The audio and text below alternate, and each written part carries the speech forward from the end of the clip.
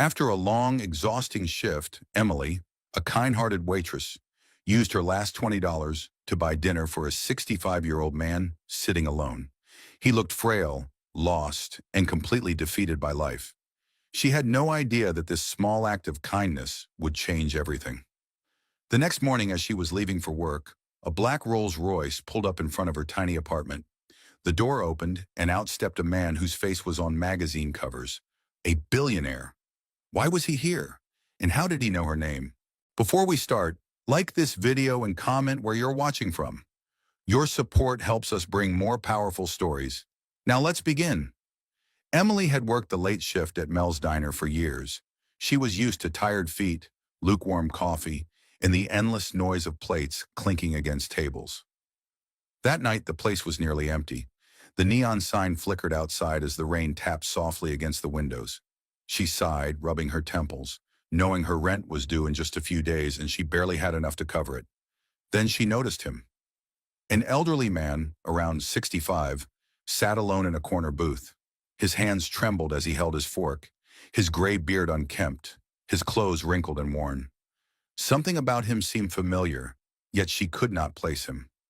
He stared at the menu, flipping it back and forth as if hoping the words would change. She walked over, forcing a smile. "Hey there, can I get you something?" The man looked up, his blue eyes filled with quiet sadness. "Just a cup of coffee, please." Emily hesitated. He looked like he had not had a proper meal in days. Her heart ached for him, but she knew the rules. No freebies. Still, something inside her refused to ignore him. "Sure thing," she said, walking away. A few minutes later, she returned with a steaming plate of meatloaf, mashed potatoes, and green beans. She set it down in front of him. "I did not order this," he said, surprised. "It is on the house," she said with a wink. His eyes welled up. He hesitated before picking up his fork, then took a bite. Emily watched as something shifted in him, as if for the first time in a long time, someone had seen him, not just as an old man, but as a person who mattered. As he ate, he looked up at her. "What is your name?" "Emily." "Thank you, Emily," he said softly. She shrugged. "It is nothing. Just eat up, okay?" She walked away before he could say anything else, her heart lighter despite knowing she had just spent her last $20. By the time she returned to clear the table, the man was gone. A small napkin lay where his plate had been. She picked it up and unfolded it. Kindness never goes unnoticed. She frowned, reading the words over and over. Who was he? And why did this message feel more like a promise than just gratitude? That night she went home, exhausted but strangely at peace. The next morning, as she stepped outside her small apartment, a car pulled up. Not just any car, a sleek black Rolls-Royce. The door opened, and the man from the diner stepped out. Emily's breath caught in her throat. The same elderly man who had barely been able to afford a cup of coffee last night was now stepping out of a car that probably cost more than her entire apartment building. His worn-out clothes from before were gone, replaced by a perfectly tailored suit. His gray beard was neatly trimmed, and his shoes shined under the morning sun. She clutched her coat tighter around herself as a driver in a crisp uniform shut the car door behind him. Her heart pounded. Why was he here? He smiled gently. "Good morning, Emily." She blinked, still trying to process what she was seeing. Good morning?" He stepped closer, his eyes filled with something she could not quite place. Gratitude? Recognition? "I never got to properly thank you for last night." She shook her head, still confused. "It was just a meal. You do not have to—" He raised a hand, stopping her. "It was not just a meal. It was kindness when I needed it most." A lump formed in her throat, but before she could respond, he gestured toward the car. "Would you be willing to join me for a drive?" Every logical part of her screamed that this was insane. She did not know this man, and yet something in his voice, in his presence, made her feel safe. Against all reason, she found herself nodding. She slid into the plush leather seat as he followed beside her. The car smelled of fine leather and something expensive she could not name. The driver pulled away smoothly, the world outside passing in a blur. Minutes later, they arrived at an elegant building downtown, the kind of place she had only seen in movies.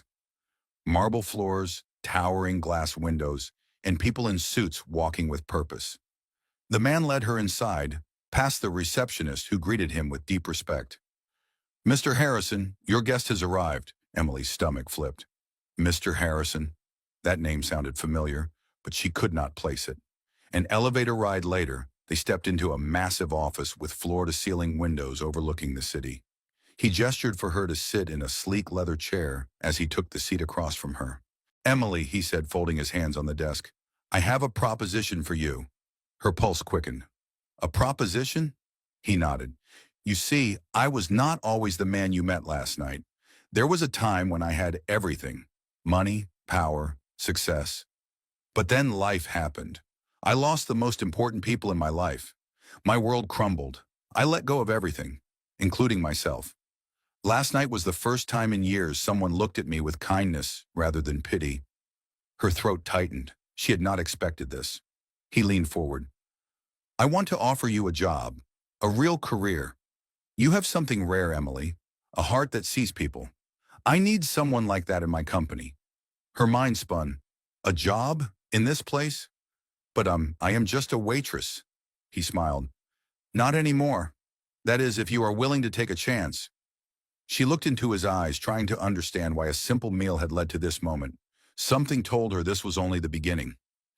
Emily's hands trembled slightly as she stared at the man sitting across from her. The weight of his words settled over her like a heavy fog. A job? Here? In a company that was clearly built for people far more experienced, far more important than she was? She swallowed, her throat dry.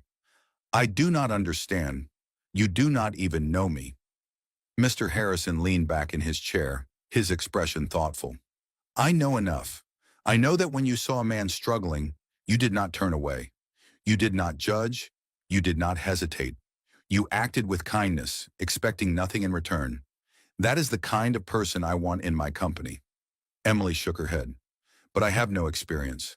I have never worked in an office. I would not even know where to start." He smiled slightly. "That is where you are wrong.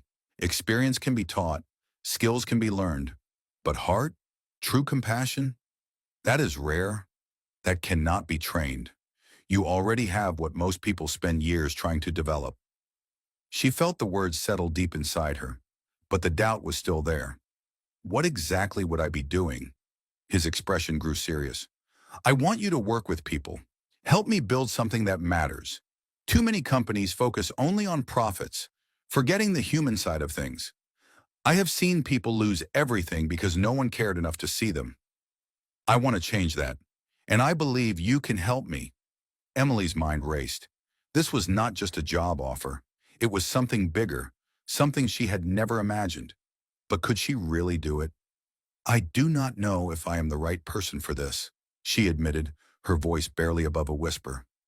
He studied her for a long moment before reaching into his desk and pulling out a folder. He slid it toward her. "Take this home. Look it over. If you decide this is not for you, that is okay. But if you think, even for a second, that you could make a difference here, then come back tomorrow." Her fingers hesitated before picking up the folder. The weight of it felt like a crossroads she had never expected to reach. She stood, still unsure, still questioning everything. "Thank you," she said softly. He nodded, a knowing look in his eyes. "Whatever choice you make, Emily, know that you are worth far more than you realize." She turned and walked toward the elevator, her pulse pounding. By the time she stepped outside, the cool air hit her like a wake-up call. She had just been offered an opportunity people spent years chasing, and yet she still felt like she did not belong. That night, she sat at her small kitchen table, staring at the folder. She had spent her life serving others, barely making ends meet, never thinking beyond the next shift, the next tip. Now someone was telling her she was capable of more. She hesitated before opening it. Inside were documents outlining the company's mission, financial details, and, at the bottom, a contract with her name on it. The salary alone made her breath hitch. It was more money than she had ever seen in her life. Sleep did not come easily that night. Every time she closed her eyes, she saw Mr. Harrison's face, heard his words.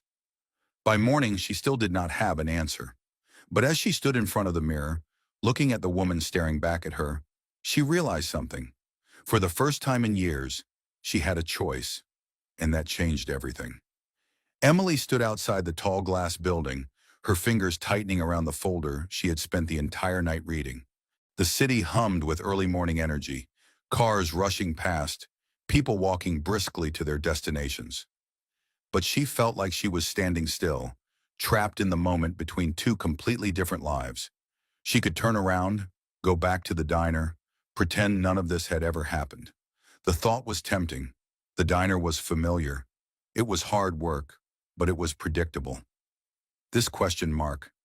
This was terrifying. Her heart pounded as she exhaled slowly. Then before she could talk herself out of it, she stepped through the doors. The lobby was pristine, all marble floors and towering windows. She felt small walking through it, but she kept moving forward. The receptionist looked up and smiled. "Mr. Harrison is expecting you. Go right in." Her breath hitched. He had expected her to come back? That thought sent a new wave of nerves through her as she walked toward the office. Inside, Mr. Harrison was seated at his desk, a cup of coffee in front of him.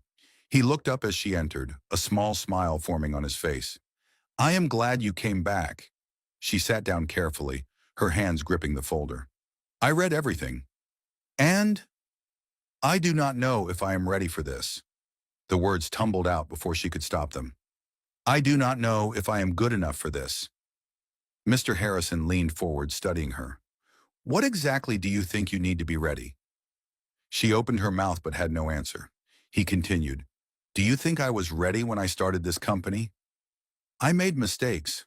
I doubted myself. But I learned. You will too." Her fingers traced the edge of the folder as she thought about it. He was giving her a chance, something no one else ever had.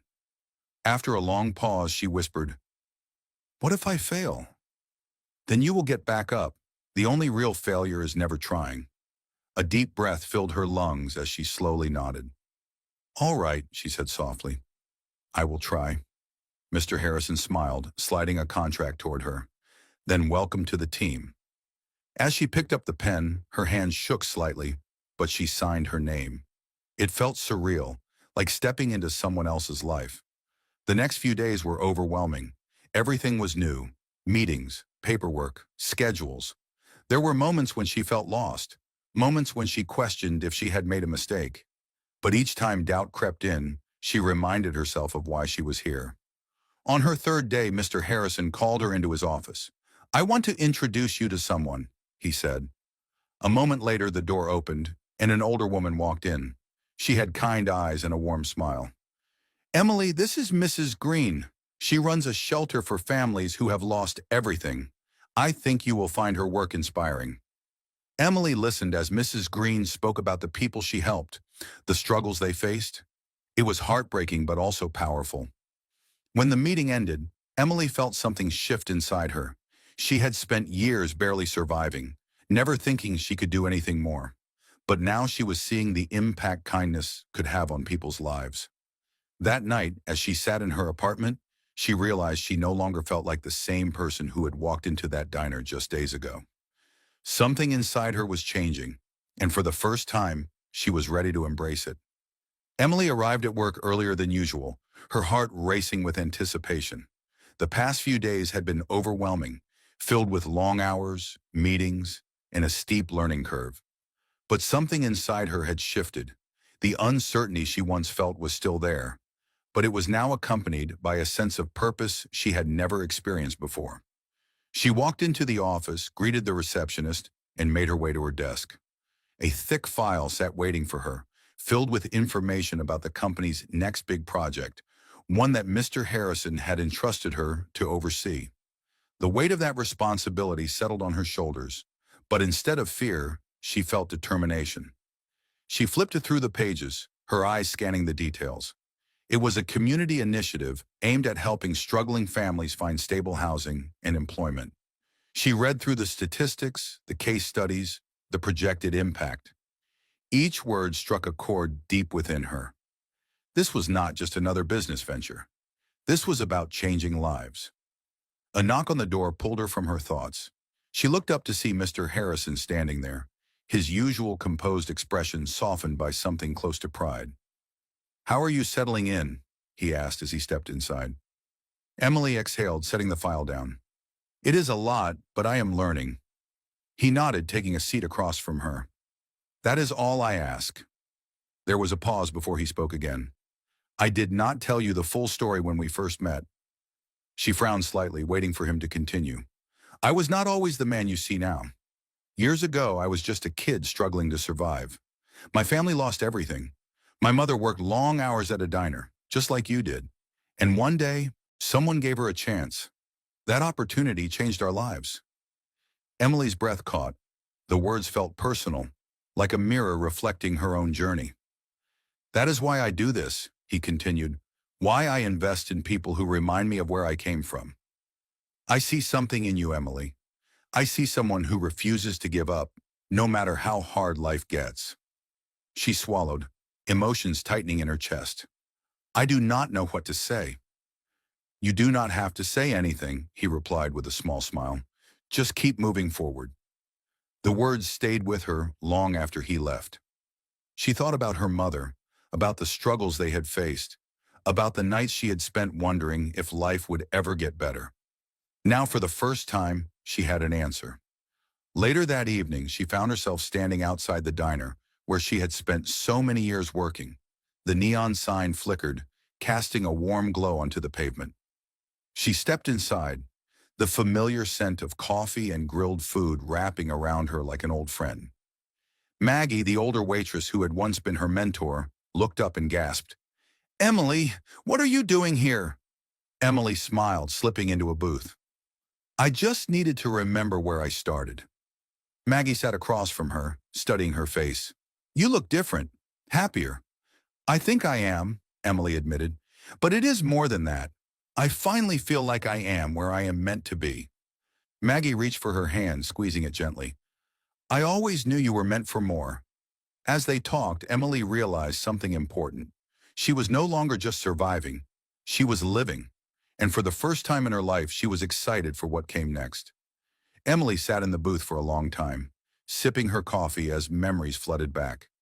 Every inch of the diner held a story. Long nights of exhaustion, early mornings of determination, and the countless moments of kindness she had shared with strangers who had no idea how much she had been struggling.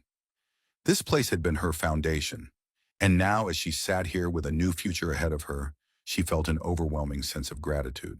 Maggie watched her with a knowing smile. Something tells me you are not here just to reminisce, she said, tilting her head. You have that look in your eyes. Emily chuckled. What look? The one people get when they have found their purpose. Emily exhaled, setting her cup down. I think I have.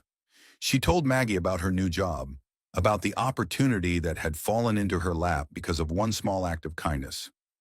She spoke about Mr. Harrison, about his past, about how he had seen something in her that she had not even fully seen in herself. Maggie listened intently, nodding as Emily spoke. You always had it in you, she said. Some people just need a chance to prove it. Emily reached into her bag and pulled out a small envelope. I was actually hoping you could help me with something. Maggie raised an eyebrow. What is this? Emily slid the envelope across the table. It is for Joe. Maggie's eyes softened. The old man. Emily nodded. I do not know where he is now, but he used to come here almost every day. He was struggling, and I helped when I could, but I always wished I could do more. Maggie opened the envelope and gasped. Inside was a thick stack of cash. Emily! It is not charity, Emily said quickly. It is a start. If he comes back, I want him to know that someone still cares. Maggie wiped her eyes, nodding. I will make sure he gets it. Just as they were speaking, the door to the diner opened. Emily glanced up, her breath catching in her throat. Joe stood in the doorway, his frame thinner than she remembered, his clothes still worn, but his eyes held something different. Hope. He saw her and froze. Then slowly he walked toward her, his hands trembling. Emily? She stood, feeling tears prick at her eyes. Joe, it is so good to see you. He sank into the seat across from her, shaking his head. I did not think I would ever find you again. She smiled. You do not have to look anymore. Maggie slid the envelope toward him. "This is for you." Joe hesitated, his eyes darting between them. "What? What is this?" Emily reached for his hand. "It is a fresh start." He opened the envelope, his breath hitching, his eyes filled with tears, and for a long moment he just sat there, overcome with emotion. Then he reached into his pocket and pulled out a crumpled piece of paper. "I was saving this," he whispered. "I did not know if I would ever get to give it to you." Emily unfolded the note and read the shaky handwriting. "One day I will repay the kindness you showed me. You saved my life, and I will never forget it." She looked up, her vision blurred by tears. "Joe," he reached for her hand, squeezing it tightly. "You gave me hope when I had none. And now, because of you, I get to start again." Emily smiled, her heart full. She had spent so long wondering if small acts of kindness truly mattered. Now, she had her answer. They did, more than she had ever imagined.